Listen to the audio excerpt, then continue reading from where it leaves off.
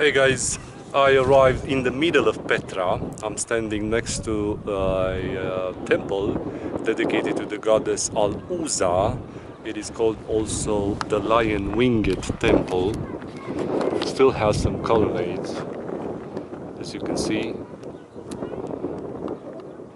But the most important area is that lies opposite on this valley. In front of us we have the royal palace.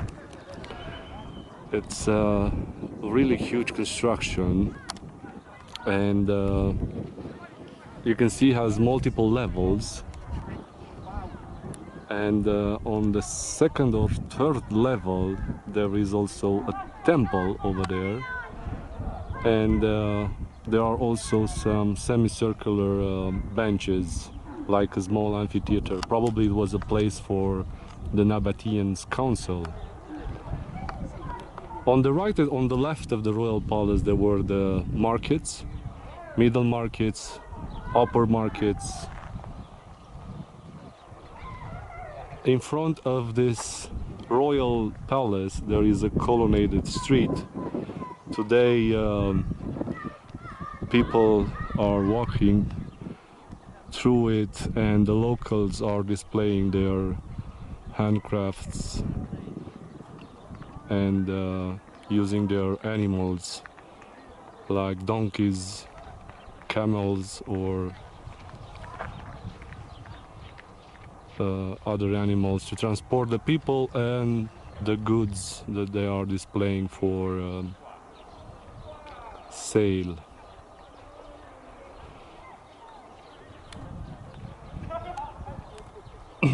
On that side, behind the big building, there is the Nabatean baths, and on top of this peak in front of us, it is believed that the Crusaders had a castle. Probably there are still some remains over there.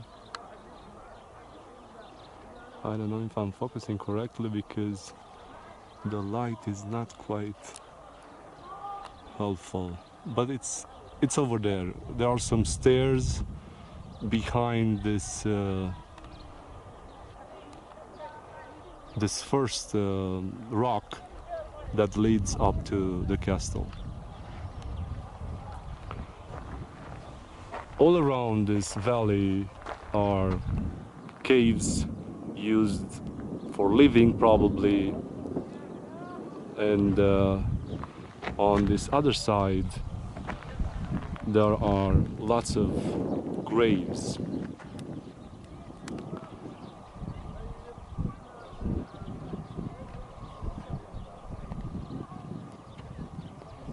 Petra was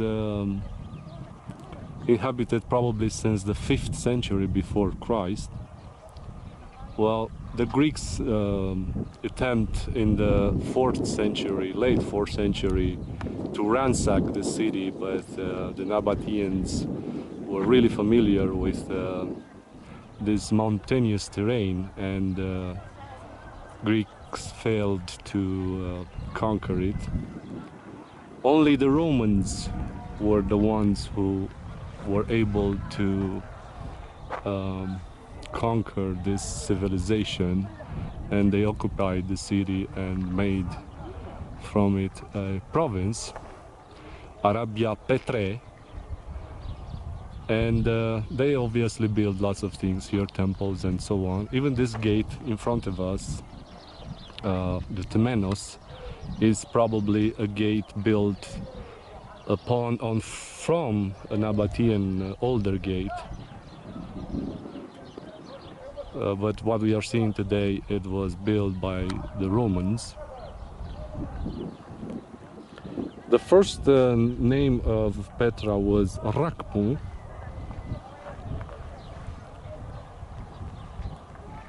and Petra stands between the Dead Sea and the Red Sea.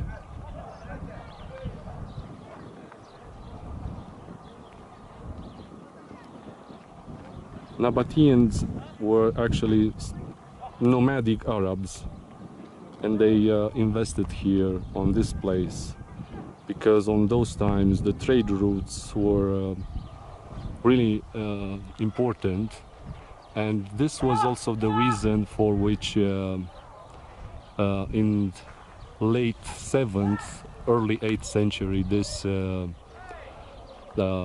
place subdued, and it was deserted, abandoned, due to the fact that obviously the transporting of goods by sea was increasing a lot on that time.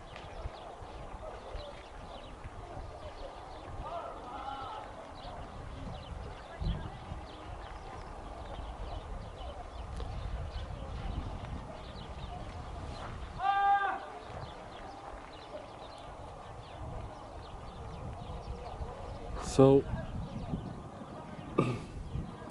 over there in the distance I said that we have some tombs,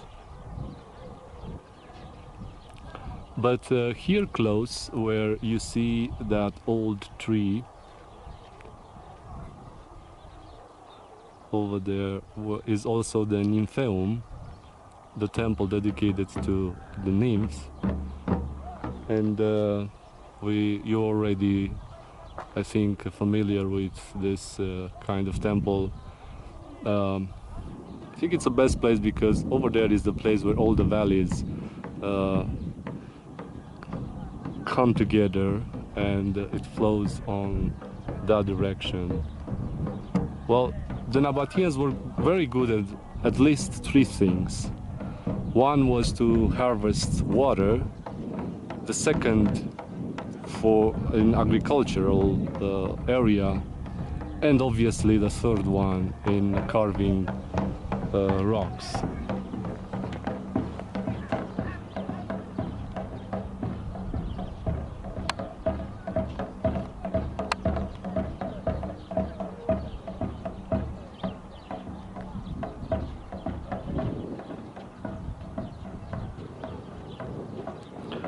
So, coming back to the tombs, which are also amazing, there are also Roman tombs over here, not only Nabateans. For example, I think this one is the tomb of Sextius Florentinus.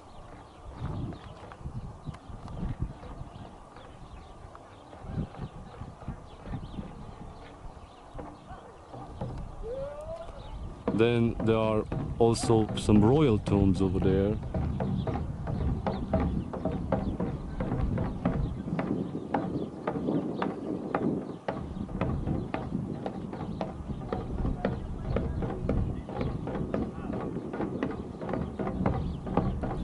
There is also a Corinthian tomb.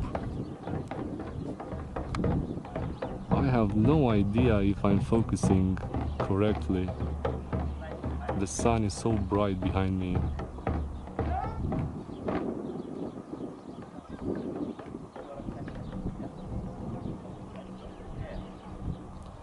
And there is also a tomb called the Silk Tomb. For example, that tomb over there, you have to climb some stairs.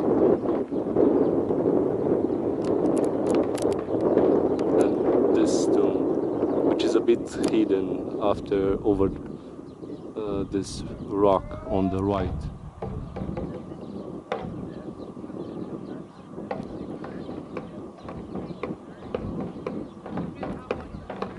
Beautiful details carved in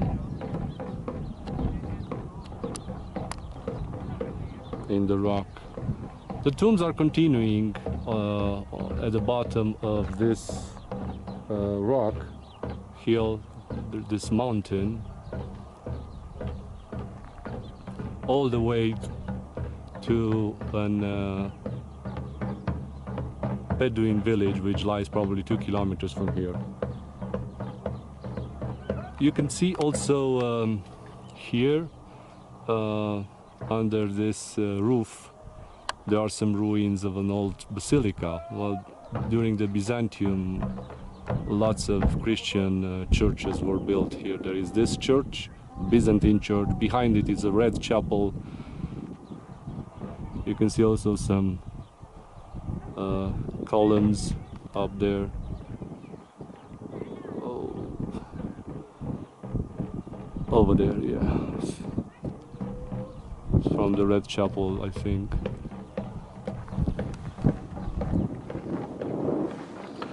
Coming back to this last temple, it is called Qasr al-Bint. It's a Nabatean building, a temple. They used to worship a god called Dushara. It has he with his 3 females. One of them was Manat.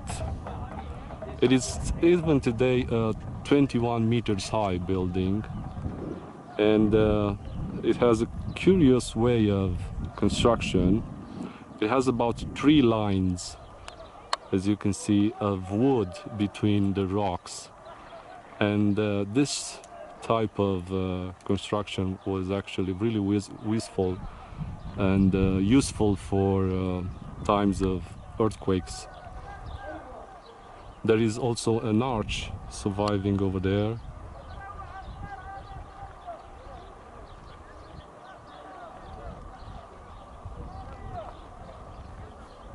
And the legend says that the king of Nabateans issued an edict, and he said that if there is an engineer that could build this kind of building, he will give his daughter to marry him. So that's why the name of this temple is also the temple of the princess, or the temple of the daughter. It was a really sacred temple. Only the priests were allowed to enter inside. The worshippers would have stayed in front of it, and probably they would bring sacrifices and offerings to the temple.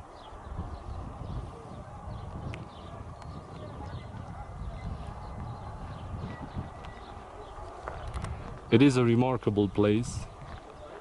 Even today you can't find a drop of water here, but the locals are really helpful with that at a certain price. The peak of this civilization was in the 1st century after Christ, when most of these buildings were carved and erected, and probably the population reached a maximum of 20,000 people. So this is Petra, and in front of us it's the royal palace. See you to the monastery, the last objective.